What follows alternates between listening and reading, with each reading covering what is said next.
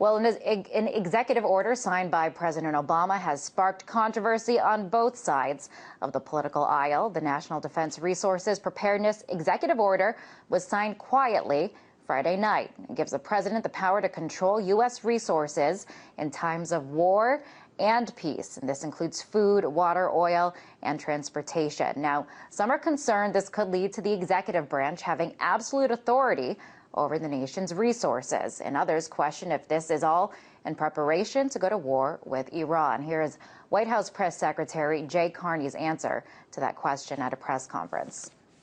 Some online commentary suggesting this gives the executive branch power to allocate energy, food, water in either peacetime or wartime. And there are some conservative blogs that are pushing the notion that this suggests the White House is preparing for a war with Iran. Can you explain what this executive order was? Well, I cannot explain that reaction to it. I think it was a fairly standard and routine piece of business. So is this just business as usual, or does it give the executive branch an unprecedented amount of power? To talk more about this, radio host Alex Jones joins me now from Austin. Hi, Alex. Nice to see you. So we just heard the White House they're brushing this off, saying it's not really a big deal. But should Americans be alarmed? Americans should be extremely alarmed. Look at the NDAA, where the president's saying he could secretly kill Americans and have bags put over our head and have us thrown into black vans to disappear forever. Or look at the TSA on the airports groping people. Look at the drones in our skies. Look at Army checkpoints now, the end of posse comitatus. What's dangerous about this Cold War era emergency legislation is that it was for basically nuclear war, and it is for the government taking over infrastructure. You notice Carney didn't deny that. He just says this is business as usual. The difference is they're taking that out of the deep freeze and trying to thaw it out. And the president said last year during the Libya war that, hey, I don't need Congress's approval to launch this war. And then 2 weeks ago, they told Congress, the Secretary of Defense did, I don't need your authorization. The president doesn't need it to go into Syria. We'll do it if we want because the UN gives us permission. So we have a president and others saying they take orders from the UN, and they're taking legislation designed for when the U.S. is under a nuclear attack and everything's been destroyed, basically. And they're saying, we're going to use this in peacetime. So that's the difference. And we see the president shutting down power plants without congressional approval, so his buddies make more money with their power plants that are left on.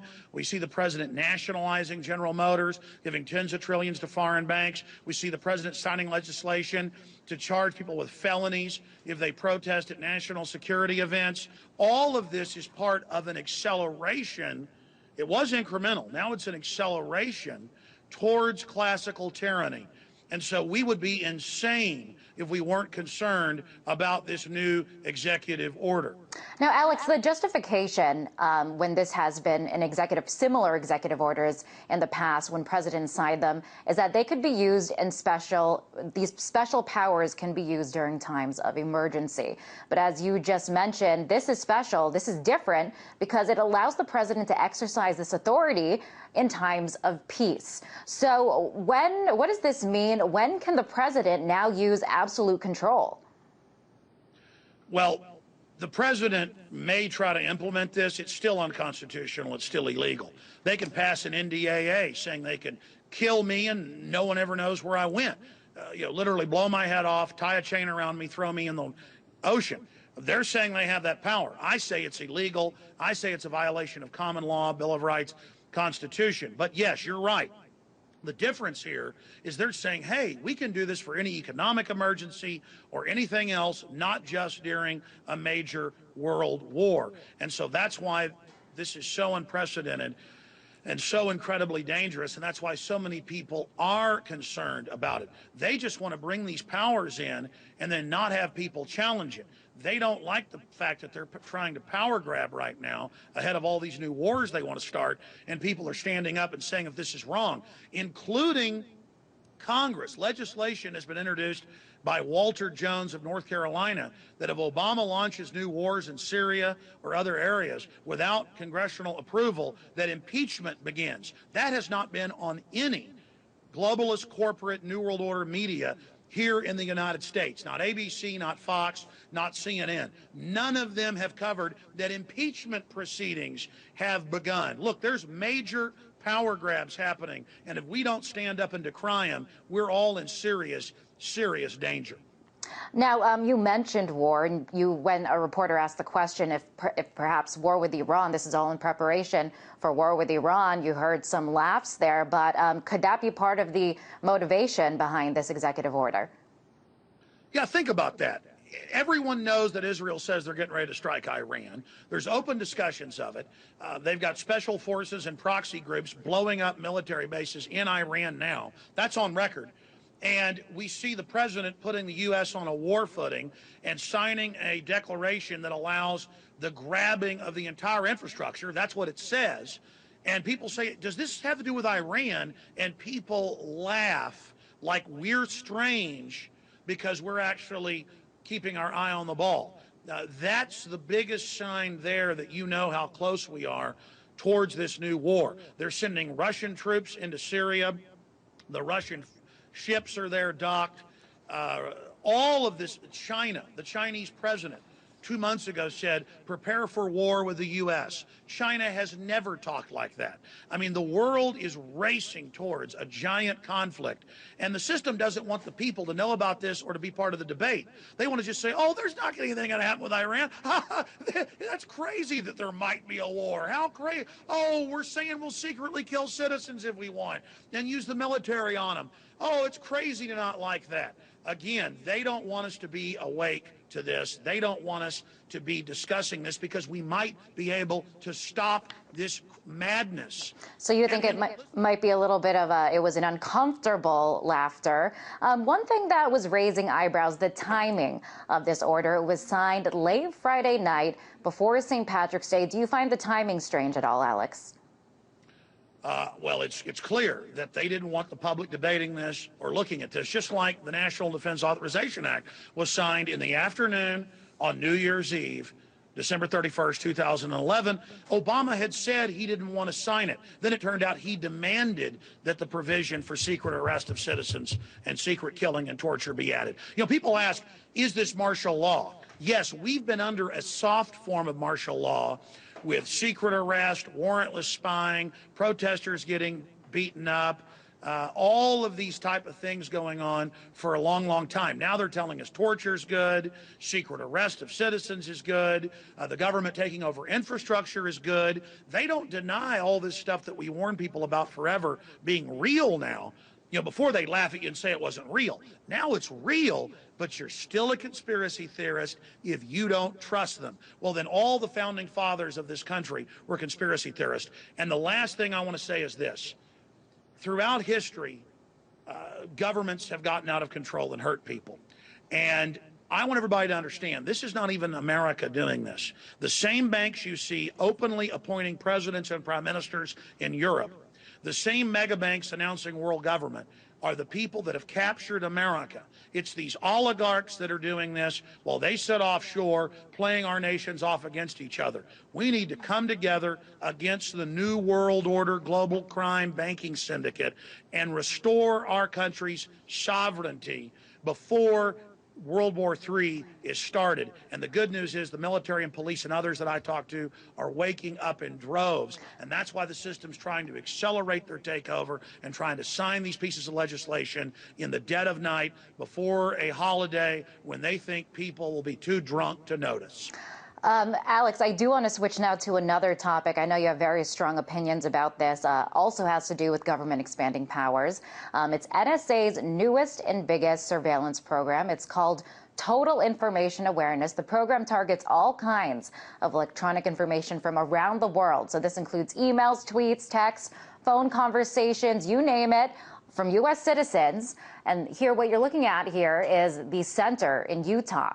It's being called the biggest spy machine ever in existence. Alex, should citizens be concerned about how the government is handling this wealth of information that they will now have? Well, just 5 years ago, Bush denied they were doing this because it was illegal. And now I saw Wired magazine just a few days ago, and they said, watch what you say. And then they had the Secretary of Defense, they had the CIA director in there, Petraeus, saying, oh, we're working with industry to have bugs and tracker systems built into all appliances. Your dishwasher is going to be listening to you. Watch what you say. We don't need warrants anymore. Just like they say they'll secretly arrest us. Just like they say they'll kill us. I mean, they're just flaunting all this tyranny in our face now. The head of the CIA, it's illegal, by the way, to have them involved domestically. Doesn't care. He says, yeah, the CIA is watching you, America.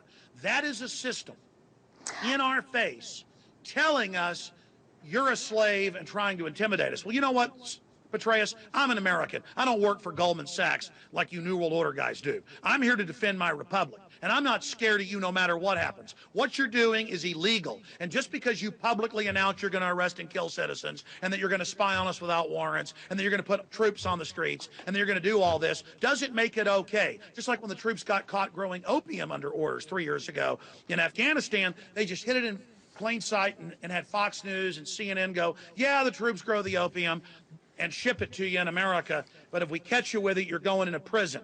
I mean, think about how they hide it in plain view. Yeah, we torture. Yeah, we spy on you. Yeah, we do all of this, but it's no big deal. Get used to it. You know what? We're not going to get used to it. You're indicting and convicting yourselves, globalists, that you're a bunch of un-American traitors, and the people are waking up to what you're doing. You have robbed this country blind of tens of trillions of dollars through the banker bailout. You're trying to conquer the U.S. through financial Alex, I do want to bring in the justification for some of this. I want to play this soundbite from you. It's from the Defense Secretary, Leon Panetta. Here's what he has to say about cybersecurity. That the next Pearl Harbor that we confront could very well be a cyber attack that cripples our power systems, our grid. So cybersecurity is a concern. You know, we're becoming more modernized. We have hacktivists. It's kind of part of a more modernized world. So shouldn't the government then take steps to address it if it, in fact, is a threat? Yeah, the U.S. and Israeli government launched the Stuxnet on Iran, and now are using the Stuxnet as a reason to have the government take over all the infrastructure and the internet and put kill switches in all of the devices, when they're the ones that have been caught before launching false flags against the internet structure. Again, this isn't the U.S. government. It's long gone.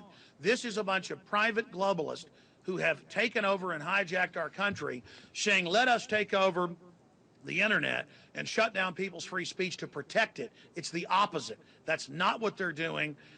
Again, this isn't our government anymore. That's the point I'm trying to make here.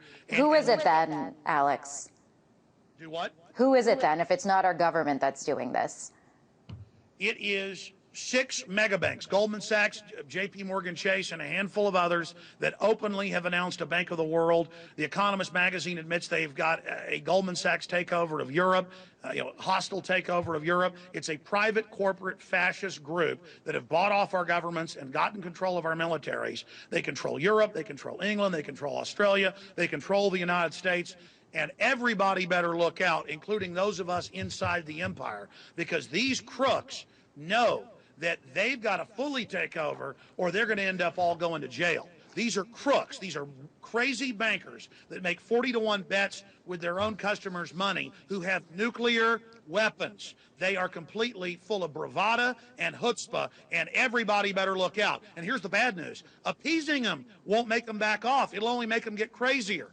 They're running wild. And we are going to be talking more about that later in the show, just how special interests affect our government and whether or not democracy is as present today as it has been in the past. Alex, pleasure to have you on the show. That was Alex Jones, host of The Alex Jones Show.